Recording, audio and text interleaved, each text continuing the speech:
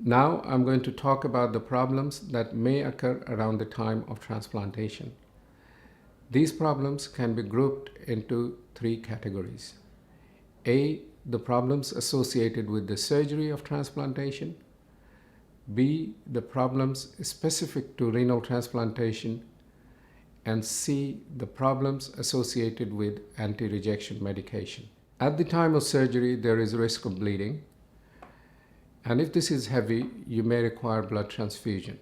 You may have to be taken back to theater for your wound to be reopened to control the bleeding. During your recovery in hospital, you may develop an infection, which includes infection of your wound, chest infection, or urine infection. You would have received antibiotics at the time of your operation to prevent this happening. In the unlikely event you do develop an infection, this will be treated with additional antibiotics and wound care if required. There is also a risk of blood clot formation in the veins of the leg, known as deep vein thrombosis or DVT. This is a potentially serious problem as blood clots can dislodge and travel towards the heart. This can occasionally be fatal. The medical team takes various precautions to prevent DVT. We ask you to lose weight if you're overweight and stop smoking before surgery. You will receive injections to thin your blood. You will have compression stockings in both legs to empty your veins. Following your discharge from hospital, the risk of DVT may still remain, particularly if you are inactive. The risk of DVT gets less and less the further away from surgery you get.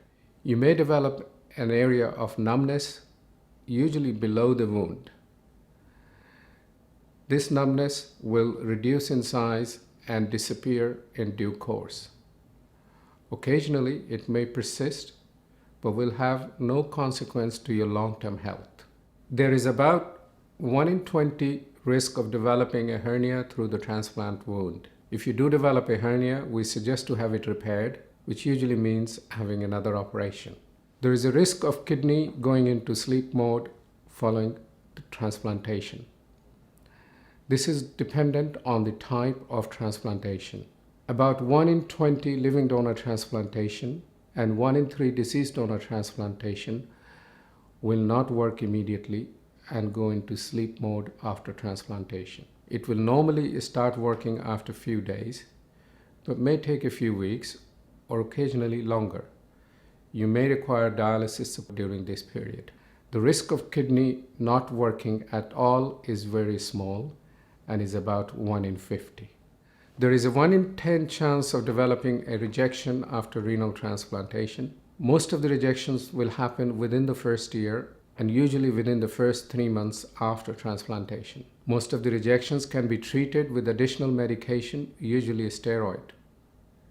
Indeed, it is extremely rare to lose a transplant because of rejection.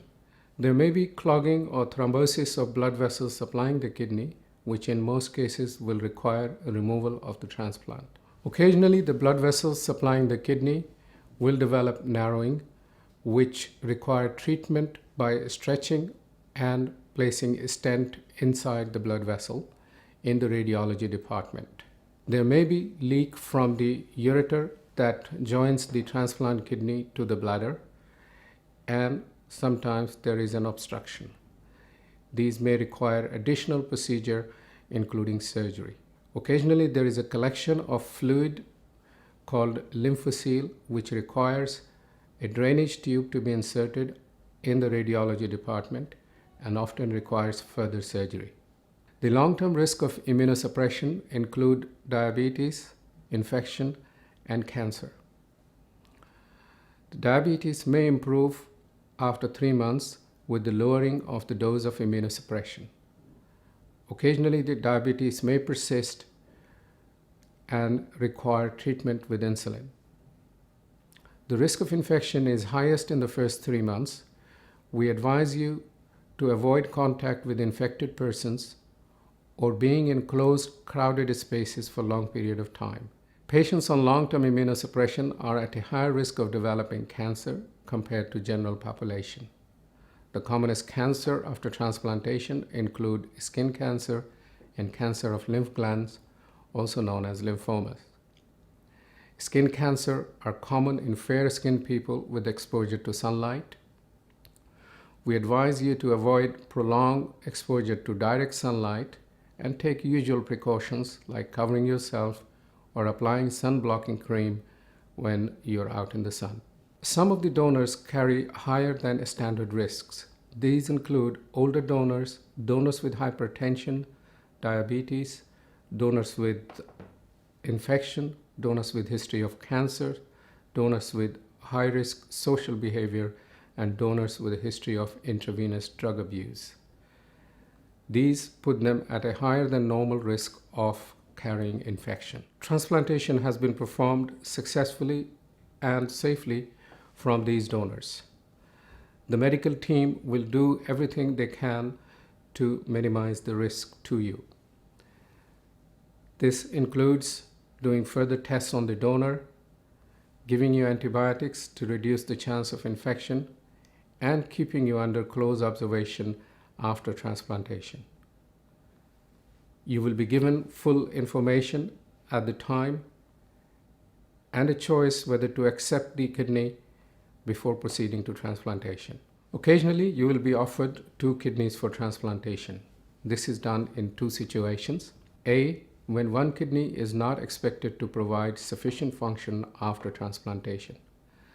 This is the case usually in older donors.